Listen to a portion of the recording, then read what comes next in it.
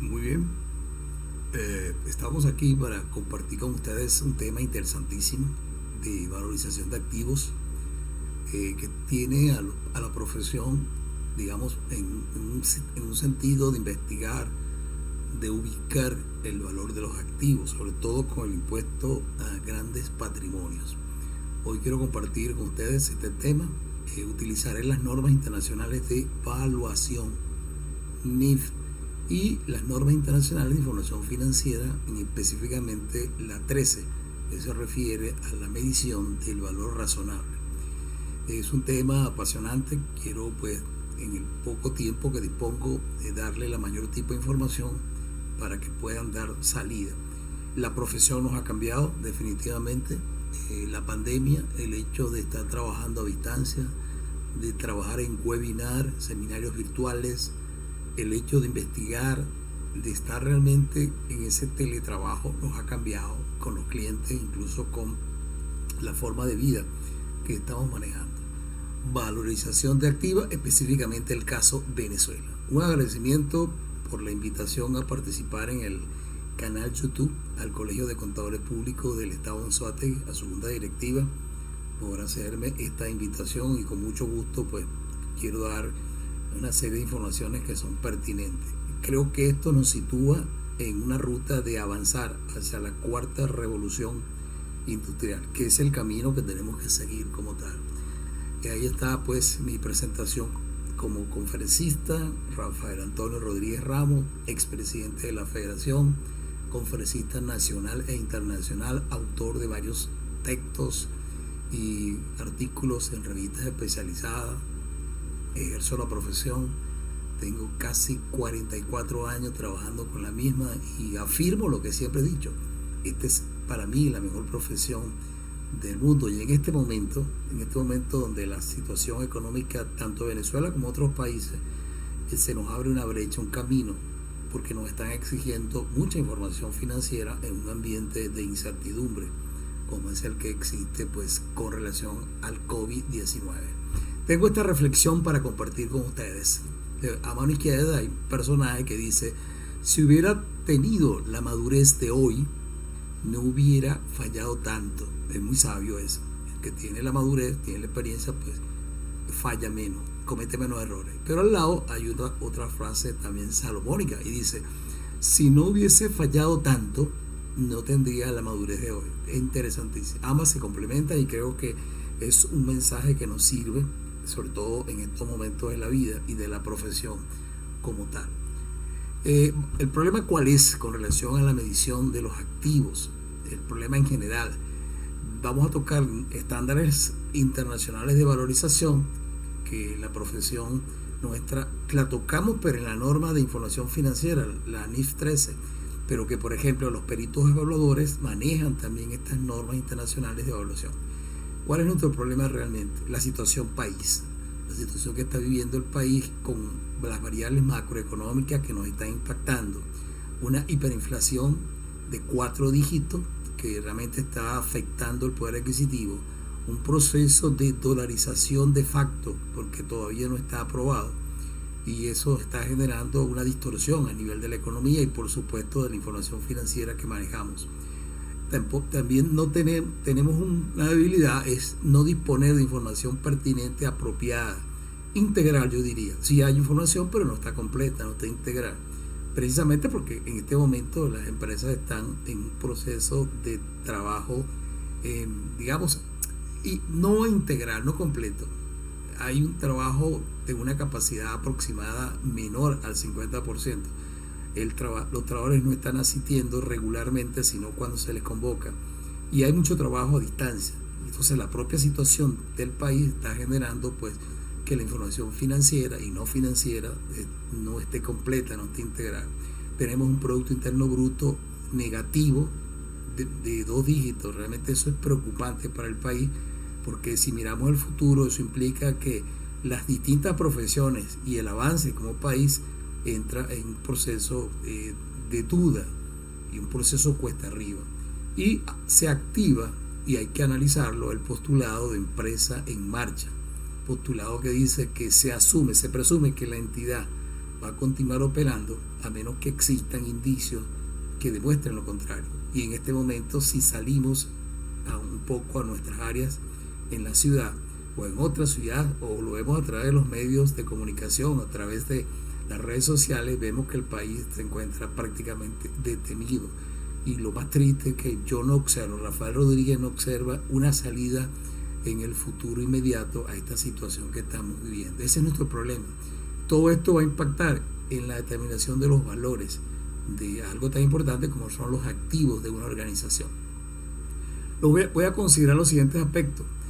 Esa valorización en un ambiente de inestabilidad, sobre todo en el mercado. Es cierto, no hay mercados activos para la gran mayoría de los bienes y servicios.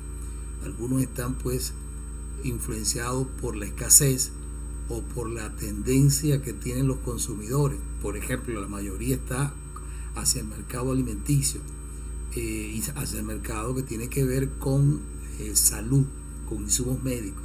Pero hay otros mercados u otras actividades que están muy restringidas. Ejemplo, hoteles, viajes, por decir algunas, pero casi la mayoría tiene problemas de desenvolverse. Eso es un ambiente de inestabilidad y un mercado que está reducido. Entonces, no hay un mercado activo, es la realidad. Sin embargo, eso no pudiera ser limitante para no poder establecer nuestros valores de mercado, que es lo que quiero compartir con ustedes. Vamos a ver las metodologías para valorizar los activos que necesita usted. No se trata tan simple de colocar un valor, ¿no? Porque se nos ocurre. Hay unas metodologías que son aceptadas internacionalmente, no solamente en Venezuela, a través de los estándares internacionales de información financiera, sino que existen metodologías en el mundo. Y sobre todo que tienen que ver con el mundo de los negocios. Imagínense que usted quisiera ahorita conocer el valor de su empresa, hay una metodología para eso. No solamente en las NIF, están en otros modelos como tal. El valor de mercado, vamos a ver a qué se refiere específicamente, es valor de mercado, que nos está pidiendo, por ejemplo, el impuesto a grandes patrimonios, y que también lo necesitamos para saber cuánto es mi valor de mis bienes, de mi empresa, en este momento. Los valores corrientes o reposición. Yo diría que, para no confundir, porque hay gente que pudiera entender que corriente es lo actual, no es el valor de reposición. ¿Cuánto nos costaría reponer un bien, un activo, en las circunstancias actuales, con los riesgos, con las dificultades de consumir insumos, con el problema de tecnología? Eso es el valor de reposición. Y luego voy a tocar algo que en principio la gente piensa que en el caso del impuesto a grandes patrimonios, simplemente con ajustar por inflación tenemos el problema resuelto. Yo le voy a demostrar con una gráfica más adelante que no es así. Los valores ajustados por inflación es simplemente una moneda que está en distintos momentos, es llevada, traída, ajustada a un momento determinado. En el caso del IGP estamos hablando del 30 de septiembre, pero eso no significa que sea el valor de mercado. Ya vamos a demostrar eso más adelante. Son aspectos que voy a considerar en este tiempo. Y comienzo diciendo con los inmuebles, el valor de mercado. La realidad es esta, en todo el país y también fuera de nuestra frontera, pero como la conferencia es para Venezuela, ese valor de los inmuebles está a la baja. Y simplemente salga a ver por allí cómo están los inmuebles, algunos abandonados, en proceso de deterioro físico, porque está el otro deterioro, el deterioro financiero. No están generando beneficio económico porque no están alquilados. Y no solamente lo vemos en habitaciones, sino lo vemos en las fábricas, en las empresas que están allí sin estar generando pues o trabajando con una capacidad por lo menos normal, están por debajo de su capacidad normal. Entonces hay un deterioro y el valor de mercado, el valor de transar, si quisiéramos vender el bien, ha disminuido. Por ejemplo, una empresa pudiera estar siendo por sus propietarios considerada con un valor de $100,000, y cuando salimos al mercado conseguimos que el valor es menos de $100,000. La razón, bueno, hay muchas empresas, muchas fábricas, muchas instalaciones que también entran en esa cotización y que se puede obtener un menor valor. Eso disminuye el valor de mercado. O sea, no es lo que nosotros querramos, sino es el valor. Ya vamos a definir bien qué es, en este caso, valor de mercado o valor razonable, como lo conocemos nosotros en la profesión como tal. Todo eso está haciendo pues que ese valor vaya a la baja. Entonces, por eso les hablaba. Creer que un avalúo me va a dar el valor de mercado es una falacia. el avalúo me da un valor de reposición que pudiera ser en un momento determinado el valor de mercado. Una corrección monetaria a través del índice nacional de precios del consumidor no está dando el valor de mercado. Pudiera ser que en un momento determinado coincida, pero en la mayoría de los casos no está sucediendo. Todo esto nos está impactando el efecto de trabajar. Por ejemplo, en el caso del IGP, y lo traigo a colación, porque es lo apremiante en este momento, para los inmuebles hay tres condiciones, o sea, tres niveles. El valor actualizado por una metodología que la administración tributaria se comprometió a suministrar y que hasta la fecha no lo ha dado, por lo tanto no existe, su valor es 1. Y 1 multiplicado por lo que está contabilizado, por el precio de adquisición, sigue siendo el precio de adquisición, o lo que está contabilizado que asumimos está bajo estándares internacionales, porque ya van a ver más adelante cómo Venezuela adoptó el modelo y las leyes que la regulan hacen mención a esos principios de contabilidad aceptados, que son las normas internacionales de información financiera. El segundo es el catastro municipal, afectado por la pandemia y posiblemente no esté actualizado en la mayoría de los casos por las alcaldías, por las áreas que manejan el catastro, pero además recientemente recuerden que hay una armonización tributaria que esperemos pues logremos algo. Entonces ahí tenemos también otra debilidad con el catastro municipal y nos quedaría el valor de mercado, que ya vamos a ver cómo lo determinamos. Para un inmueble en el IGP estos son los criterios y tomaríamos el más elevado, el más alto, el valor que sea mayor en este caso como tal. Cuando se trata de otros bienes y derechos, hay un artículo ahí en esa ley que es el artículo 22, y entonces también habla del mayor valor resultante entre el precio corriente de mercado, estamos hablando del mercado, y el precio de adquisición actualizado, conforme a las normas que dicta la administración tributaria. Sabemos que estas normas no existen, entonces solo disponemos del precio corriente de mercado en el caso de otros bienes distintos a los inmuebles como tal. Así que sigue teniendo pues importancia el valor de mercado, el que estamos tratando en esta conversación. Se lo muestro gráficamente, sería el valor actualizado, no lo tengo porque no tengo las normas. Si tengo un valor que es 1 por lo que está contabilizado, debería ser el mismo valor. Y tengo el valor de mercado. Aquí no tengo catastro porque es para otros bienes y derechos. Ahí voy a tomar el mayor y entonces llegar a una decisión como tal. Okay, esto sería lo fundamental. Sigue el artículo 22, que es el que habla de las valorizaciones, y entonces la regla general es esa. O sea, aquellos bienes de derecho que no posean una regla especial, como es la que acabo de mencionar anteriormente, se van a computar o a reconocer por el mayor valor resultante entre el precio corriente del mercado y el precio de adquisición actualizado. Caemos en lo mismo. El precio de adquisición no lo puedo actualizar porque no tengo las normas.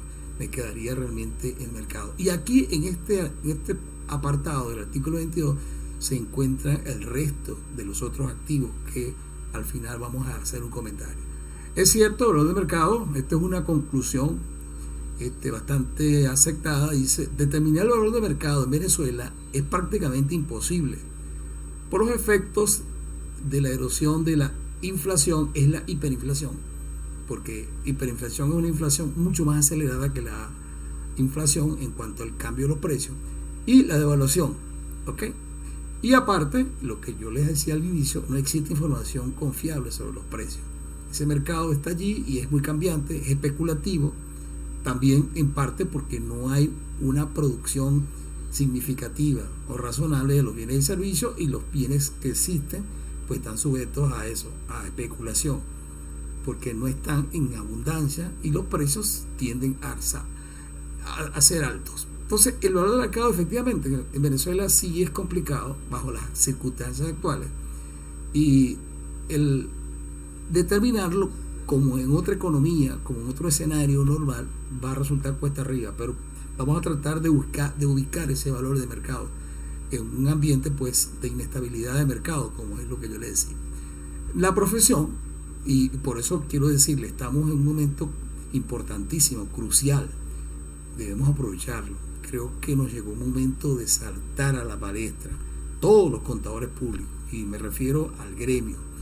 Tenemos una norma que es la NIF 13, Norma Internacional de Información 13, o IFRS número 13, que es el estándar. de información financiera internacional que mide, se llama así, medición del valor razonable. Con ella tenemos que trabajar.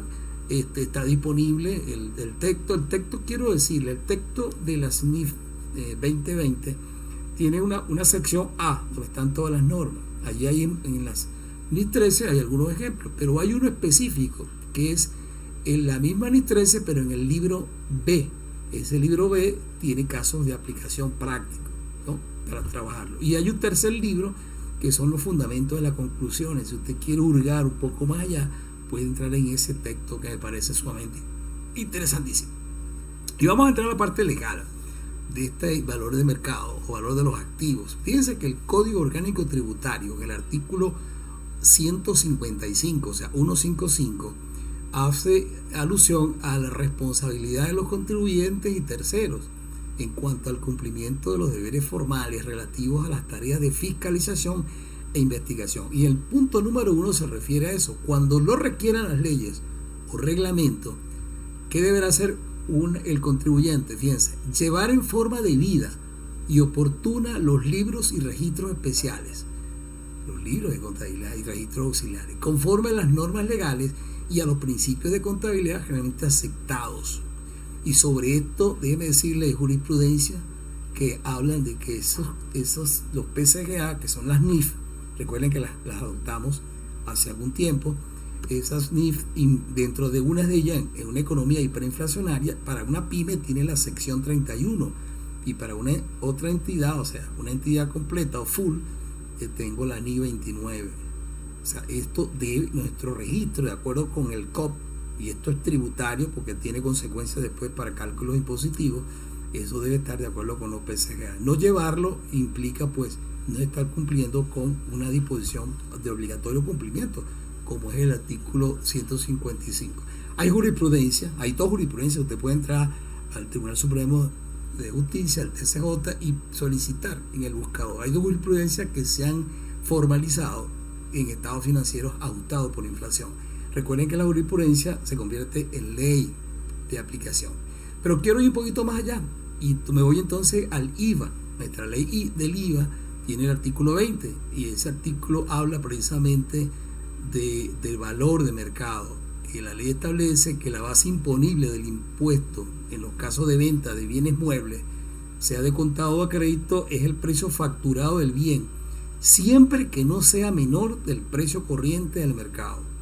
Si es menor, tendríamos que tomar el del mercado. Fíjense cómo está la base legal. Y hace referencia al mercado, al precio corriente de mercado. Sigue ese artículo 20 diciéndome pues, que el precio corriente en el mercado de un bien será el que normalmente se haya pagado por bienes similares. Oigan bien, esto es importante, pero lo vamos a hablar más adelante. En un día y lugar donde ocurra el hecho imponible, como consecuencia de una venta efectuada, y aquí se parece mucho al valor razonable, efectuada en condiciones de libre competencia entre un comprador y un vendedor no vinculados entre sí, debidamente informados. Esto es prácticamente el concepto de valor razonable que vamos a utilizar. Así que el IVA también nos da un aporte importante desde el punto de vista legal sobre el mercado como tal. Y voy a agregar algo más. Hay unas normas internacionales de evaluación que son emitidas por ese organismo, por el IBSC, que es un consejo o una junta de normas internacionales de evaluación, así se llama, Consejo Internacional de Normas de Evaluación. De ahí los peritos evaluadores certificados toman parte de su información para evaluar. Voy a hablar un poco de eso porque esta sirve de base para nuestra norma internacional de información financiera, que es la NIF 13 o IFRS número 13. Ambas se complementan y es la que vamos a utilizar para los procesos de evaluación que vamos a hacer. Aquí tiene la última norma emitida corresponde al año 2019. Ha sido traducida, puede entrar al internet y puede bajarla perfectamente allí. Vean los números que existen, desde la 200 hasta la 500.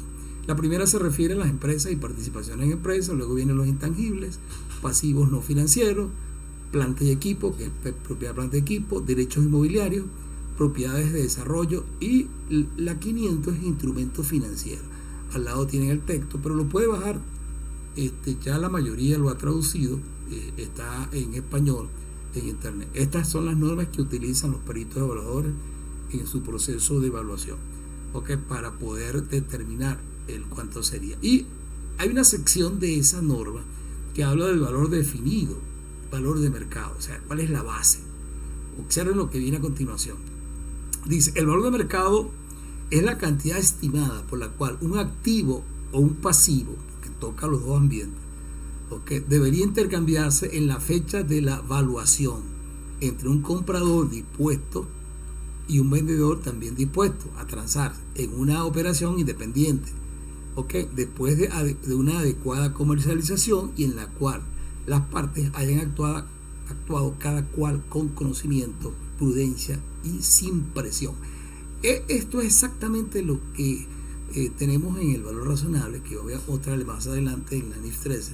Pero fíjese dónde aparece en las normas internacionales de evaluación con relación al valor de mercado. Ambos tienen que estar dispuestos a transar, debidamente informados, en una transacción libre, sin presiones algunas, con precios que se conocen. Ahí tenemos nosotros un problema aquí en Venezuela, porque los precios están muy, atados a un proceso básicamente de especulación y de dolarización. Pero como no existen muchos bienes y muchas ofertas, pues se tiende a ir a un proceso, obligatorio, y esto va contra lo que es el concepto. Okay. El concepto de mercado supone un precio negociado en un mercado abierto. Aquí lo le decía, en Venezuela para pocos bienes, sobre todo en alimentos sí podemos conseguirlo, en los mercados mayoristas, pero la gran mayoría no hay un mercado abierto y competitivo. Si no hay precios, si no hay productos, si no hay oferta y demanda, no hay competencia. Mira lo que dice, en el cual los participantes actúen libremente. Ahí está una de las otras condiciones. El mercado del activo podría ser tanto local como internacional. Esto me abre una puerta, porque si yo estoy evaluando una propiedad, planta y equipo y localmente en el país no existe información, puedo acudir al mercado internacional y hacer las adecuaciones pertinentes, respectivas. Tendría que hacer una traducción de una tasa de cambio de traducción, traerlo aquí a Venezuela, ver las condiciones, el modelo, etcétera, etcétera. Pero la norma me dice, usted puede tomar, si está en el país local, o lo puede tomar de manera internacional. Y aparece un organismo que todos lo conocemos, OCDE, que se llama precisamente la Organización para la Cooperación y el Desarrollo Económico. Existe este organismo, lo vemos mucho en los titulares, aparece siempre dando pautas. Y sobre los métodos de valorización internacionales opina lo siguiente: define el valor normal, ese es el nombre que le da, valor normal de mercado, aquel que se habría acordado por personas o entidades independientes en condiciones de libre competencia. Estaba hablando casi igual a lo que yo les venía diciendo, y tanto en la norma internacional de valorización como la del IVA. Estamos hablando de lo mismo. Y cuando tenemos en el valor razonable, en la NIF 13, vamos a recordar que las palabras son distintas, pero el significado es el mismo. Lo voy a repetir: valor normal de mercado, aquel que se habría acordado por personas o entidades independientes, o sea, no pueden estar sometidas con coerción, son independientes y en condiciones de libre competencia. Hay un mercado, oferta y demanda. Que estas NIF, las normas internacionales de valorización, que también las usan las NIF, tienen unos enfoques. Voy a hablar de esos enfoques para que lo podamos ver. Les recomiendo que las tengan a mano, pueden bajarlas. Si no las considera, me puede escribir. Al final están mis coordenadas y puedo colaborar con ustedes. Hay un enfoque de mercado que significa que se puede hacer comparaciones de los activos, para poder ubicarlo. Entonces pueden ser activos idénticos o comparables. Cuando dice comparables, similares. Cuando es similares, habrá que hacer las adecuaciones, los ajustes pertinentes. Si son idénticos, simplemente idéntico implica modelo, dimensión, capacidades, todo aquello que involucra la tenencia del activo. Ese sería el escenario ideal, que tengamos bienes idénticos y pudiéramos hacer la similitud y traer esos valores. Sin embargo, sabemos que no es tan fácil, y siempre y cuando se disponga de información de precio, que es otro de los requisitos. Enfoque de mercado. Sigo con el enfoque de mercado y hay que darle peso, importancia a los siguientes aspectos. Fíjense, el activo sujeto ha sido vendido recientemente, y esto aplica, por ejemplo, con los inmuebles, con los terrenos, aunque sabemos que hay una distorsión en los precios de estos inmuebles, todos sabemos, pues se trata de pagar menos aranceles. Sin embargo, hablemos en un mercado normal, si hablemos de hayan sido vendidos recientemente en una transacción apropiada. Y esto pudiera ser parte de la base para ubicar el valor de los activos. También, si el activo que estamos manejando es sustancialmente similar a lo que yo le comentaba. Y además existe públicamente, o sea, se comercia.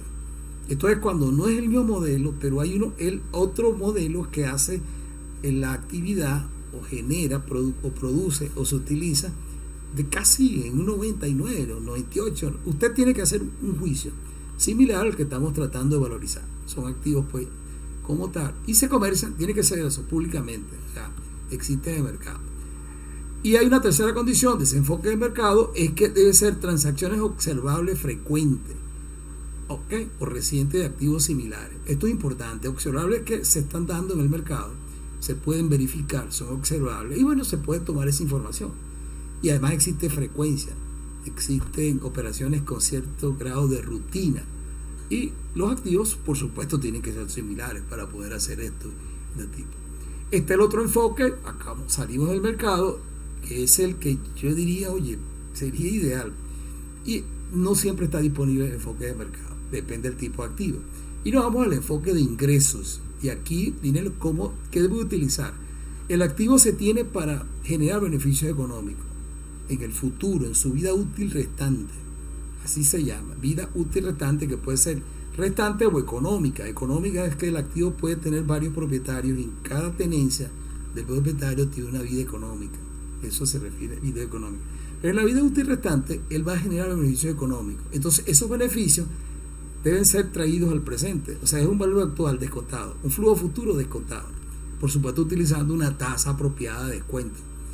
Aquí entramos ya en un escenario de finanzas. Primero, porque determinar los flujos futuros no es tan fácil. Sin embargo, hay metodologías para hacerlo. Se pueden utilizar técnicas de estadística, o sea, probabilidad de ocurrencia de un flujo futuro en las condiciones que existen en el país como tal. Y la tasa, ya les voy a decir, debe ser la más apropiada. Yo les voy a recomendar un tipo de tasa que se puede utilizar.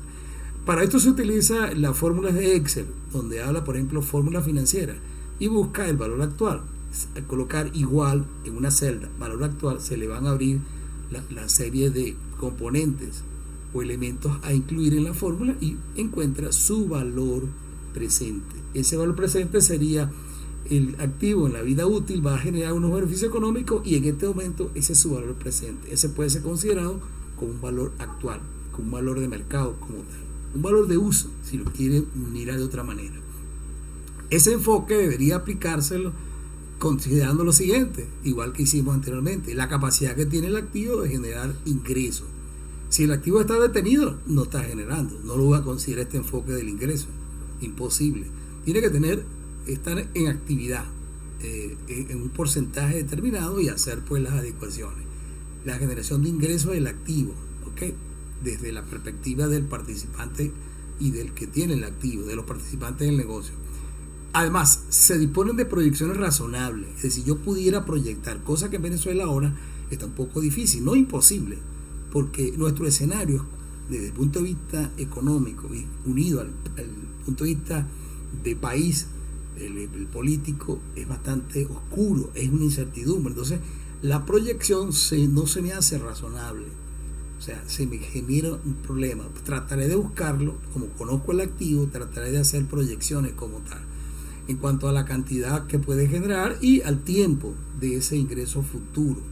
Y sobre todo que yo pudiera hacer comparaciones, o sea, que no sea algo traído porque se me ocurre un valor. Pueda comparar con otro activo y entonces puedo decir, hay razonabilidad en la generación de ingresos. Hay unos métodos, ya se los he hablado, el método del flujo de caja descontado, ¿no?, que le he comentado ya. Hay otro llamado el modelo de Gordon, para los que la mayoría de nosotros hemos manejado algo de finanzas en especializaciones o en posgrado, sabemos que hay un modelo de Gordon o de crecimiento constante, pero hay otro, siempre y cuando sean aceptados, pudiera hacerlo para este tipo del modelo de ingresos como tal. Ok, el otro sería que también el valor de rescate. ¿Qué voy a hacer al final con ese activo? ¿Lo voy a vender? si lo voy a vender, eso va a generar unos beneficios económicos. Esos beneficios los voy a incluir en la proyección que voy a hacer. Es el caso, por decir algo, el caso de las minas. Tienen una concepción y al final pues son desocupadas. Haciéndole una pequeña inyección de recursos de inversión, pudieran continuar produciendo bienes y servicios, pero al final va a tener un valor y eso se va a vender. Ese valor de la venta lo voy a considerar. Ese es otro de los elementos que voy a considerar. Ya vi el de mercado y vi el de ingreso, y hay otro enfoque que es el de costo, y aquí aparecen los avalúos en este enfoque. Fíjense que estoy hablando de las normas internacionales de evaluación, no estoy hablando de la norma internacional de información financiera, y esto lo vimos nosotros cotidianamente. El enfoque de costo es un indicador del valor, utilizando el principio económico de que un comprador no pagará más allá por un activo que su costo que representa obtener un activo igual. Estamos hablando de una reposición de un activo y en las condiciones en que se encuentra, en el lugar, condición, porque algo interesante, el mercado depende del lugar donde estemos haciendo el test, la prueba. En Puerto La Cruz debe ser diferente a Naco, debe ser diferente al Tigre, hablando en el estado de Anzoátegui, diferente en Cumaná, porque es en la condición y en el estado en que se encuentra, y entran otros componentes, la tecnología, la capacidad. Si él no tiene mercado donde operar, no operativo, tiene un serio problema también en cuanto a la reposición como tal. Entonces, ¿esto cómo lo hacemos nosotros? Bueno, lo hacemos mediante una investigación de cuánto costaría comprarlo, haciendo las adecuaciones respectivas, o me voy, si en otros casos, cuánto costaría construirlo. Y aquí estamos hablando del método que usan los peritos evaluadores. Claro, voy ahora a otra consideración. Este costo tendría que ver si es el mercado. Tal como estamos, lo que yo les decía, como existe ahorita, el mercado no responde igual al avalúo. En algunos casos sí. Y debo decir esto, no voy a hacer que mis amigos los peritos evaluadores me digan, usted está en contra de los peritos evaluadores. No, en algunos casos puede responder, pero en otros no, por la situación que estamos viviendo, nuestra situación como país como tal. Voy a considerar también lo siguiente, ¿ok? Es recrear, si lo queremos ver, un activo que sustancialmente con la misma utilidad del activo que quiero buscar el valor de mercado, hacer un comparativo. Por eso se habla de recrear, de crear un escenario como tal, considerando restricciones que tienen que ver con ello, por ejemplo la tecnología, la capacidad de usar el activo, etcétera, etcétera. Debo hacerlo como tal. De igual manera, el activo si el activo no es un generador directo de ingresos, él no está produciendo directamente el ingreso, está generando beneficio económico, pero directamente no lo es, y tiene unas características muy particulares. En ese caso, no aplicar este método en el sentido de los ingresos, sino que y tampoco puedo utilizar mercado. Entonces ahí es donde iría yo a este método. ¿Cuánto me costaría reponerlo? El valor de reposición. Eso también sería importante considerarlo. Que si él lo está generando, no puedo utilizar ni el mercado ni en el ingreso. Utilizaría este método que estoy hablando. De igual manera, sigo hablando, la base del valor que se está usando está basada fundamentalmente en el costo de reposición, costo de reemplazo, lo que hacen los peritos evaluadores. Que hay que decir algo, un peritaje bien elaborado. No quisiera entrar más en detalle con relación a esto.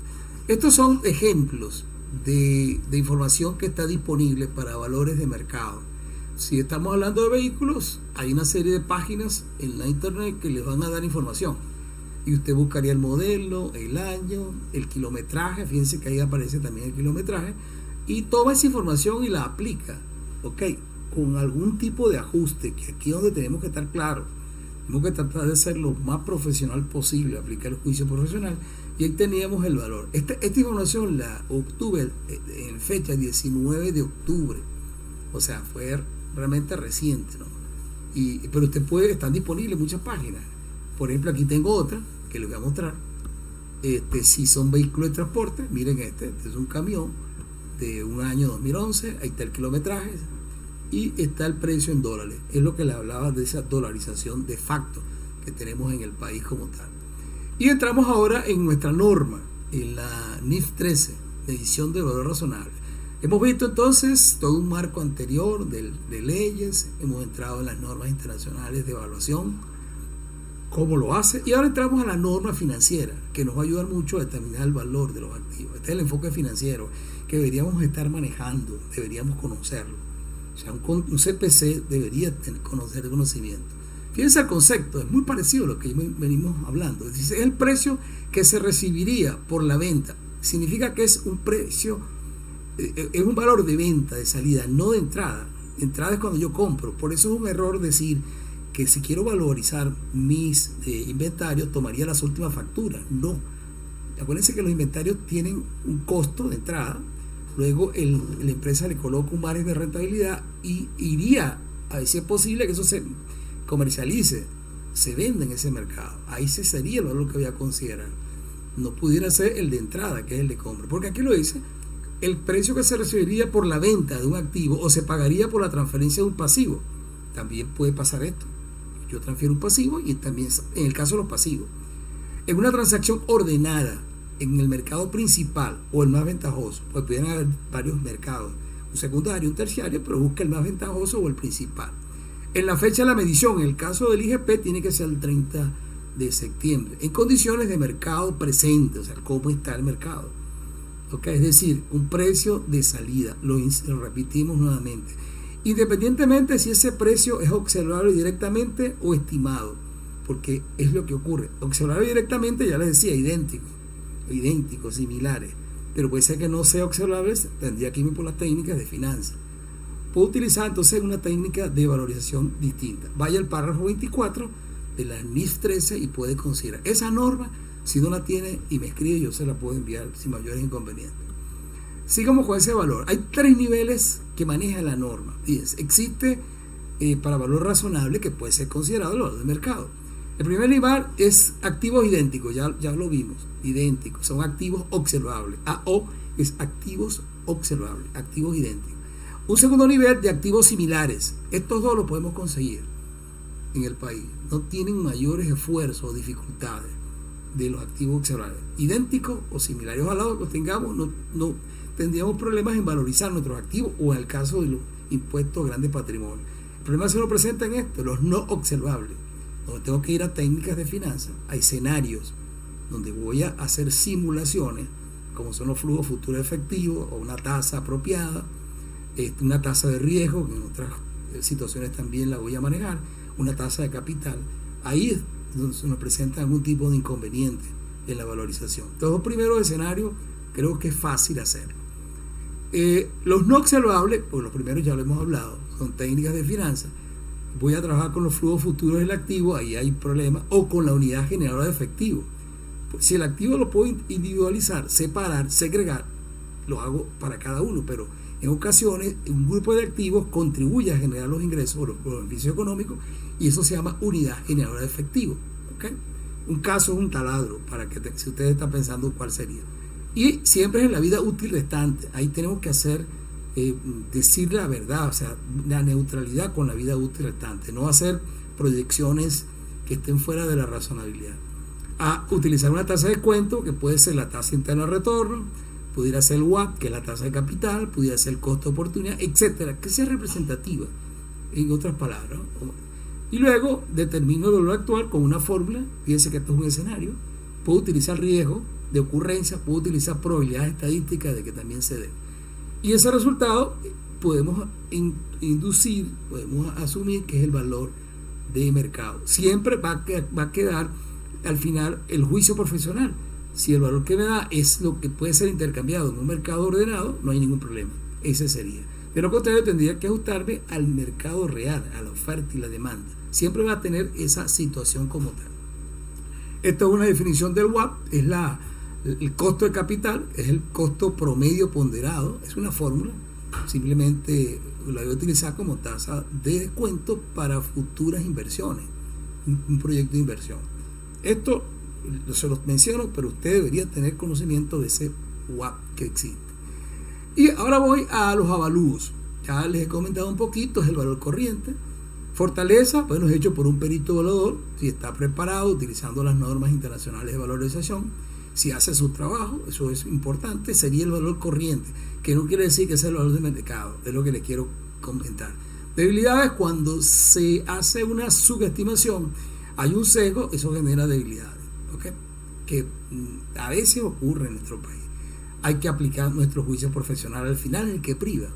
Y la pregunta que nos hacemos, ¿es un valor de mercado? Depende. En la mayoría de los casos no lo es. Tengo que irme al mercado, a la oferta libre de demanda y a la zona. ¿Ok? Si el perito evaluador debe estar primero inscrito en un organismo reconocido, después de tener la pericia, debe tener toda una serie de fortalezas, ¿ok?, que le avalen como un perito que entra en un área de razonabilidad su trabajo profesional. Tiene las competencias para ejercerlo. Y, por supuesto, dele unas recomendaciones a su cliente. Ese es el caso de los peritajes, ¿no?, que es muy común. La gente dice, voy a buscar el valor de un peritaje. No significa que es el mercado. Y el caso de la corrección monetaria es obvio. Ya le mostré un ejemplo de cómo esto tampoco es. También tiene su fortaleza. ¿Cuál es la fortaleza? Utilizamos un indicador del Banco Central que ya estará pensando no es representativo, porque en ocasiones, como esto es una medida de medir, y valga la redundancia, una medida de probar la efectividad de las políticas macroeconómicas, tiende siempre a subestimarse y por ende el cálculo no es el apropiado. Y aquí lo vemos en Venezuela. Tenemos econométrica que da unos indicadores, la Asamblea Nacional da otro y el Banco Central da otro distinto. Pero la fortaleza es que si utilizo el Banco Central, pues admitido por nuestras leyes como tal. Debilidades, el sesgo, cuando no se hace de manera apropiada. Hay que aplicar el juicio profesional, hay que comparar con otros valores obtenidos para ubicar ese valor de mercado como tal. No es un valor de mercado, en ocasiones pudiera coincidir, pero no lo es, en eso estamos claros. Y yo le recomendaría, una vez que haga esto, fíjense, compare sus cifras de contabilidad, su registro, con los valores de mercado. Porque, ¿qué es lo que puede pasar? Normalmente el mercado, se entiende, debe estar con una cifra por encima, superior, igual o superior a la cifra contable. Pero puede pasar a la inversa, que el mercado disminuya de tal manera que entonces la diferencia, el llevar, porque tenemos que reconocer en el mercado que es la realidad, o sea, llevar el precio que tenemos contabilizado a ese valor menor que da el mercado, se va a convertir, por supuesto, en un deterioro, ¿okay?, que está contemplado en nuestra normativa. Hay que hacer un ajuste negativo y se va a reconocer en el estado de resultado integral como un deterioro, que es el que al final va a quedar, es el valor de mercado como tal. No pudiera yo sobrevalorizar mis activos, una norma que existe en nuestra profesión. Entonces esto se lo recomiendo. No haga el cálculo directamente y diga este es mi valor de mercado. No, vaya siempre a hacer lo que yo llamo el juicio profesional. Y miren esto, porque nosotros tenemos una dolarización, tenemos dos tipos de referencia, una paridad cambiaria oficial dada por las mesas de cambio y tenemos una dolarización aparte dada por un mercado paralelo. Y voy a trabajar con la dolarización oficial. Y tengo también el ajuste por inflación. Lo que quiero es hacer las comparaciones y luego llegar a un juicio. Y verán que ambas informaciones tienen que ser luego analizadas, porque no es cuestión de tomarle el ajuste por inflación o tomar el valor en dólares, es lo que les quiero decir. Fíjense esto, he tomado como referencia un activo, un vehículo que se compró en enero 2017, y bajo los criterios de la reconversión monetaria su valor en libros son 50, o sea que realmente eran 5 millones, ¿no?, antes de la reconversión. Tomo los indicadores y fíjense la cifra, por ejemplo a septiembre 2020 es una barbaridad, pues 101.126 millones, ¿no? Y la tasa de cambio ahí era 435.585,75. Voy a hacer entonces un factor que es el de 9.744.194,04. Lo multiplico por el costo neto porque ya tiene deducida la depreciación. Y el valor corregido en cifra constante es de 487.209.702. Un vehículo que compré en el año 2017. Ahora voy a hacer la comparación en dólares. Entonces tomo el valor corregido, así lo establece la norma. O sea, no es un capricho. Primero tengo que corregir, luego hago la conversión. Tomo una tasa de cambio. Fíjense que si tomara el 50, que es el histórico, ya reconvertido, no tendría ningún valor en dólares. Pero lo voy a hacer en cifras corregidas. Y eso equivale a $1.118,52. La pregunta es, ¿eso es razonable? ¿Cuál es el valor de mercado? En ambos, eso está distorsionado. Por eso les coloco este ejemplo. Ni la dolarización ni la corrección monetaria me pueden dar los valores de mercado. Acuérdense, por eso hice todo este preámbulo para llegar hasta allí como tal. Tienen un buen ejemplo de cómo pudiéramos nosotros analizar. Y esta es la tasa activa que deberíamos tomar. Oigan bien, si estamos hablando de oficialidad, la tasa de descuento, bueno, tiene que ser la tasa representativa del modelo de activo. No tiene por qué ser algo impuesto, o sea, oficializado. No, es la que tenga mayor relevancia con el tipo de activo. Entonces aquí tenemos lo siguiente. ¿Te quiere quitar el problema? Bueno, se va al Banco Central y busque la tasa promedio, la oficial, la que yo encontré. A lo mejor ya tengo el segundo trimestre. Tengo el primer trimestre y en total da 40%. Yo debería traer esos futuros flujos de efectivo del activo al 40%. ¿Qué ocurre? En la medida que la tasa va subiendo, los flujos futuros disminuyen, entonces es menos. Y en la medida que la tasa disminuye, los flujos efectivos son mayores. Por eso tengo que cuidarme mucho. Si utilizo una tasa distinta a la oficial, debo demostrarle el por qué esa es mi tasa. Algunos han dicho que por qué no utilizo la tasa de la inflación o de la hiperinflación. Imagínense ustedes, tengo 3 dígitos en esa tasa. Eso sería algo anormal. O sea, no es lo que debería hacer como tal. Les recomiendo esto porque es una tasa oficial del Banco Central. Y para otros activos, vamos a hacer unos comentarios. El efectivo equivalente a efectivo, el efectivo que tengo en bolívares es su valor de mercado, pero si lo tengo en dólares, y eso es lo que está ocurriendo en el país, tengo muchas divisas, tengo que utilizar la paridad cambiaria oficial, y ahí se me va a generar un efecto por paridad cambiaria que luego va al estado de resultado en el 98%, que pudiera haber algún tipo de operaciones que no vaya al estado de resultado, ¿ok? Pudiera haber, dejo abierto la puerta y vaya a otros resultados integrales. En el caso de los inventarios, ya les dije, es el precio de venta reciente. Y ahora lo puedo determinar para el impuesto de grande patrimonio, porque estoy en octubre y ya el corte era el 39. En el caso de los inventarios, es el precio de venta, no de compra, no de fabricación, porque recuerden, el de venta tiene un margen de rentabilidad.